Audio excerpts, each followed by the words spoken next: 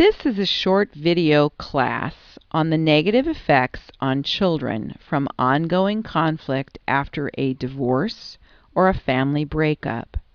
Parents often worry that their children will be messed up by a divorce. It's actually not the divorce that the researchers have found messes up kids. It's the ongoing conflict that never ends for the children involved in a family breakup or a divorce.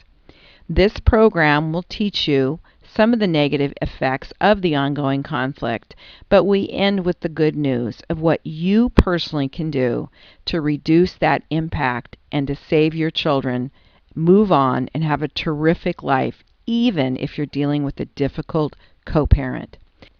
I'm Dr. Dina Stacer, and I've been teaching parenting classes in San Diego since 1983. I've been teaching high-conflict co-parenting classes for San Diego parents for the family courts since 1997. And I was involved in a high-conflict custody breakup myself for approximately 7 years. I learned what to do, and I learned what not to do to end the conflict while protecting my children. I'm going to share with you the effect of conflict on your children in this short video and a few strategies to protect them. If you find your situation fits my discussion, you should register for one of my online co-parenting courses. When both parents are distracted because they are fighting, the ongoing conflict can create permanent problems for your children. Your children may never create solid emotional connections with either of you. They may experience distrust for all adults, even you, because they are not getting their needs met. They may become agitated, upset, and act out. Their behavior may keep the conflict between the two of you going because you are probably arguing that it's the other parent's fault that your child is misbehaving. Did you know that your children feel pain at 100%? Now, this is kind of an astounding concept. They experience all emotions at a more intense level than you as an adult do. You can put your emotions in a drawer. You can go to work and it's in the back of your mind on the back burner, but kids can't do that. They haven't learned to do that yet. So they may be so overwhelmed by the trauma of the conflict that they actually go numb or they act out, which is where we have serious problems with children, that if the conflict continues for a long, long time, years, months, whatever it is, then your kids have the risk of being permanently damaged. They may attempt to intervene in all of your arguments to reduce their own anxiety. They often feel useless because they can't stop the fight, inadequate, and depressed because they can't control their pain. And they may believe that their family life is chaotic, unpredictable, and very scary. So did you know that parents in conflict cannot calm down? So the children cannot calm down either. Your children will experience higher levels of anger, sadness, and worry because they lack your support to calm them down. So when you're wound up, you obviously can't calm anybody else down. So we got to get you calmed down first. They'll blame themselves for the ongoing conflict. Why? Because they believe that since their parents are fighting over them, it's their fault that they were even born and that their parents are fighting. And they're in a no-win situation. Pretty scary, isn't it? And in a situation, if you have a difficult co-parent, you might find that one of the parents cannot regulate their own emotions. They don't have insight about their own behavior. They actually thrive and enjoy the conflict, and they cannot get in their children's shoes and understand that their behavior is frightening them even more. You may find that your children may have difficulty concentrating in school and doing their homework. They may have difficulty concentrating on anything. Your children may seem very distant. They may not want to be with their friends, or they may want to be with their friends to avoid any more fighting. And this all depends on their personality and their age. When children are involved in chronic conflict with their parents, they will usually have tremendous difficulty developing positive, long-lasting social relationships with other children. And this then causes them trouble as they mature and try to establish adult relationships.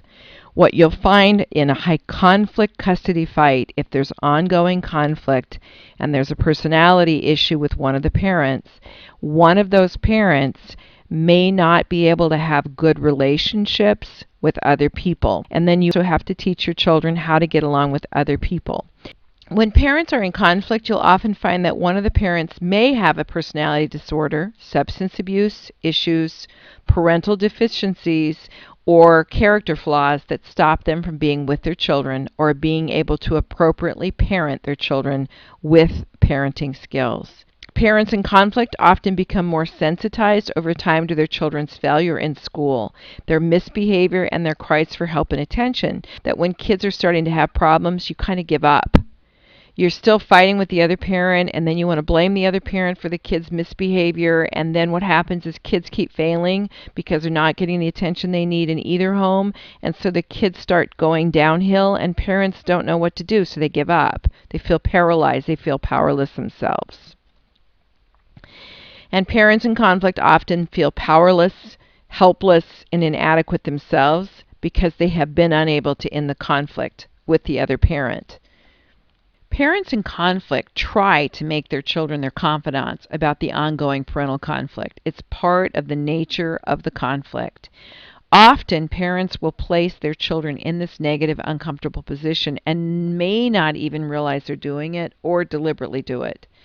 Often, parents are more focused on whether their child is aligned with them and how to keep them aligned than helping them out with their schoolwork or reducing any discipline problems. Here's something you need to know, that parents in conflict have two major child-sharing fears. The first one is the fear that they will lose the love of their children because of the conflict, the other parent, or because of the divorce or breakup. The second one is the fear that the children will be messed up because of the breakup, the divorce, the conflict, or the other parent.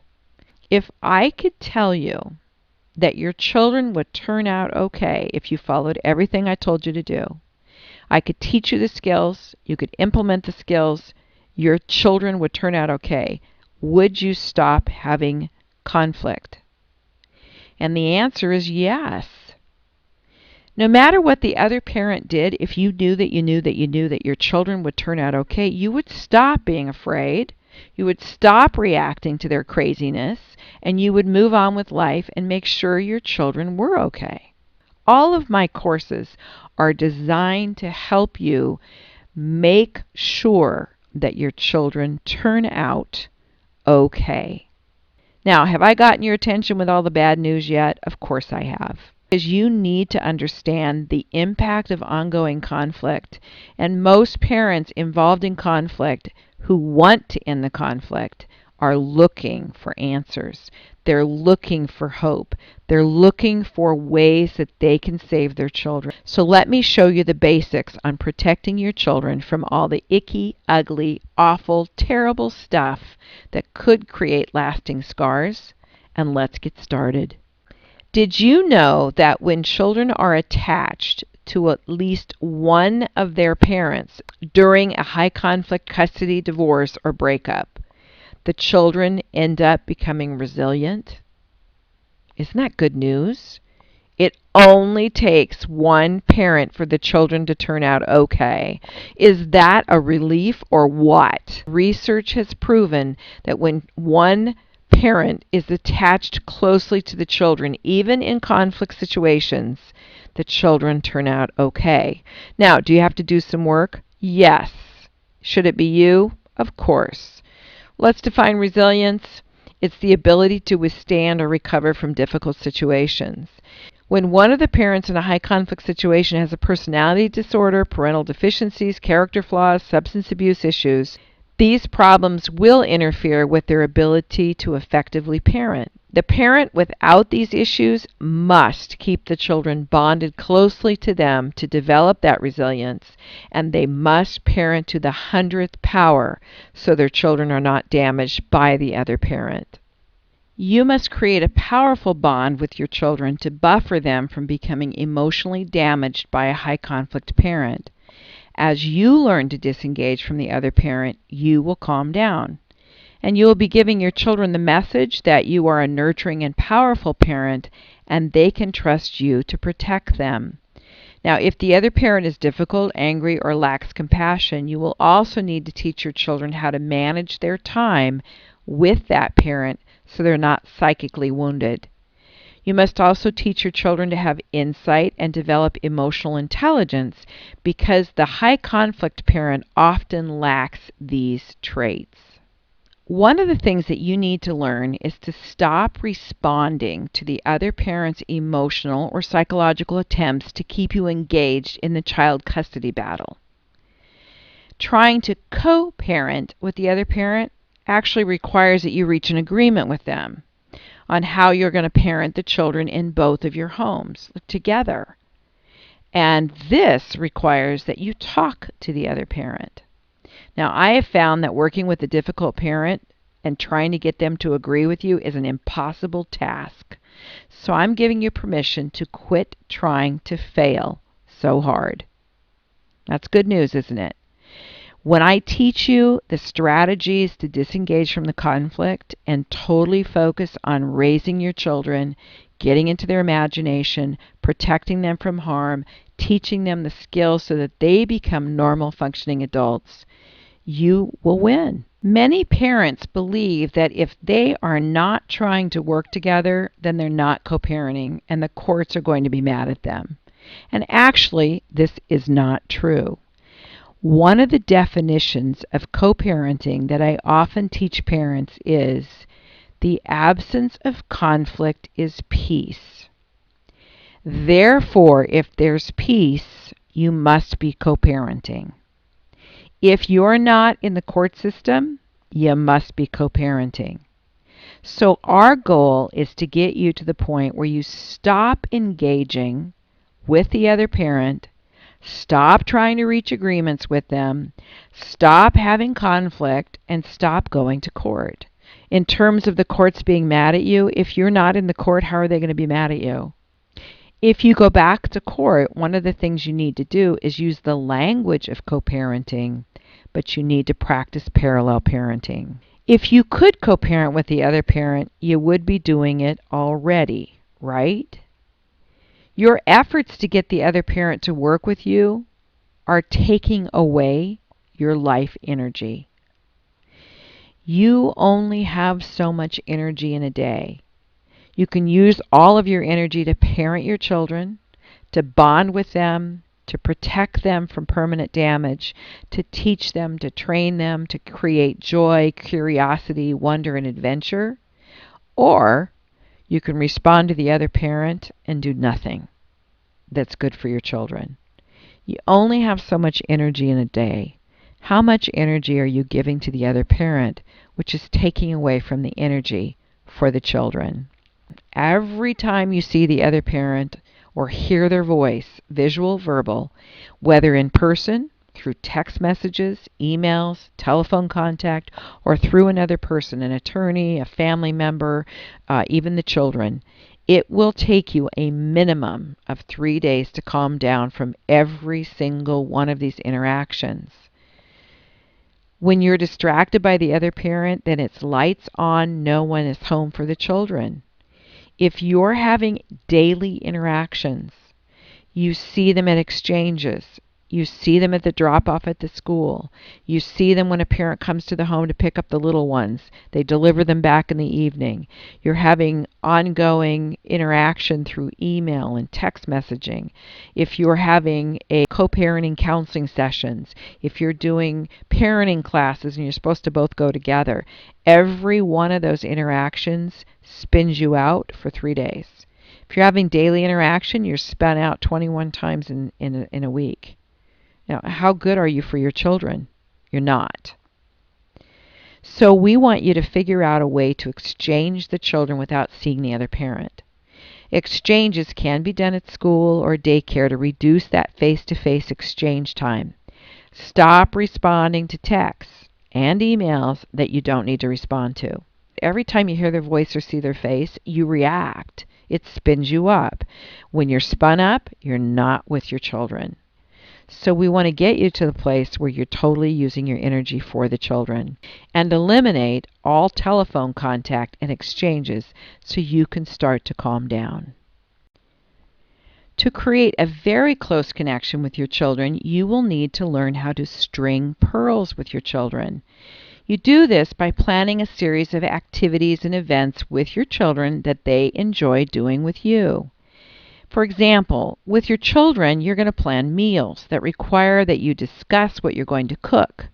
Then, together, you look up recipes, you make an ingredients list, you buy the food at the store, you prepare the meal, you cook it, and then you share your meal together. All of these activities should be divided up in separate activities that you string together over time. Plan the meal on one day. Get the ingredients on another day. Make the food and enjoy the meal on another day. This creates magic with your children.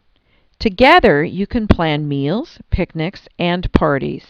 You can plan a bicycle ride, or you can set up a plan to create decorations for a special holiday or a family event. You can work together to redecorate your child's bedroom or begin a collection of seashells from the beach, a lake, or the ocean, and on and on and on. Now, you want to plan a variety of different activities that will occur over longer periods of time, such as a weekend, over several weeks, or even months.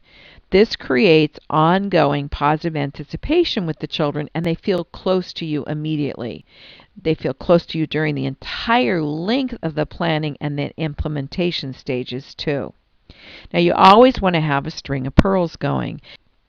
And you want to have different activities that string these events together so that the children always have something to look forward to. When you continuously are engaged in planning activities with your children, that can be anywhere from cleaning the house to planning a vacation, anything on a limited budget or even a larger budget, your children will become closer to you.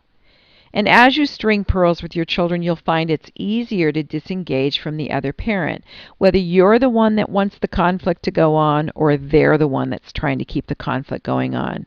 You will start feeling better as you draw closer to your children. And your children will start feeling better and closer to you as they win in a relationship with you.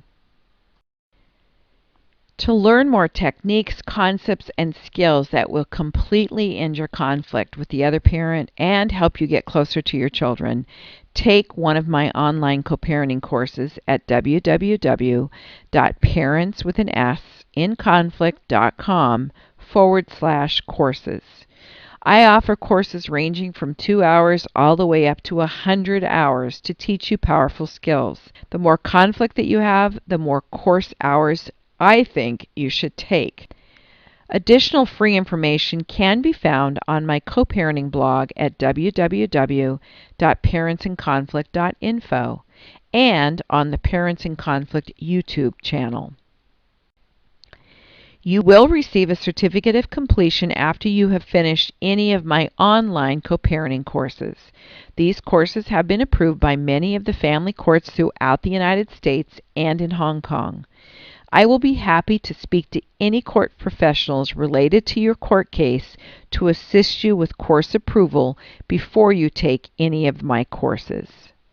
And if you have any questions, feel free to contact me at 800-980-0434 or email me at doc@dinastacer.com. You can Facebook me at facebook.com/Dina Stacer. Or you can also leave me a message at parentsinconflict.com on the contacts page. I look forward to helping you reduce your conflict and protect your children and getting on with your life. And thanks for watching this video.